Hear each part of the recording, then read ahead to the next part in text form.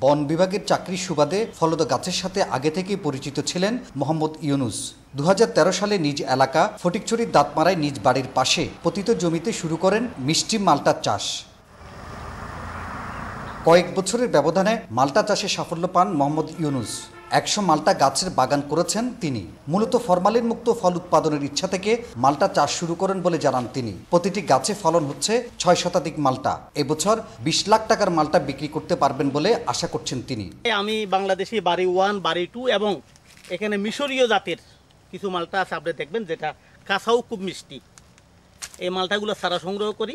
মাল্টা চাষের মাধ্যমে কৃষকরা স্বাবলম্বী হতে পারে বলে মনে করেন এই উদ্যোক্তা। পাশাপাশি বন্ধ হবে বিদেশ থেকে মাল্টা আমদানিও। বাংলাদেশে আমার জানা মতো এমন কোনো ফল নাই যে 100 বর্গফুট জায়গা থেকে বছরে 8,000 টাকা ইনকাম দেবে। তৃপ্তি পাচ্ছি এটাই যে আমি কোনো ধরনের কীটনাশক, রাসায়নিক, ফরমালিন কোনোটাই আমি ব্যবহার করতেছি না। তবে এক্ষেত্রে সরকারি পৃষ্ঠপোষকতা আরও বাড়ানোর দাবি জানিয়েছেন মাল্টা চাষের এই উদ্যোক্তা। হাসান ফেরদৌস, 21 টেলিভিশন, চট্টগ্রাম।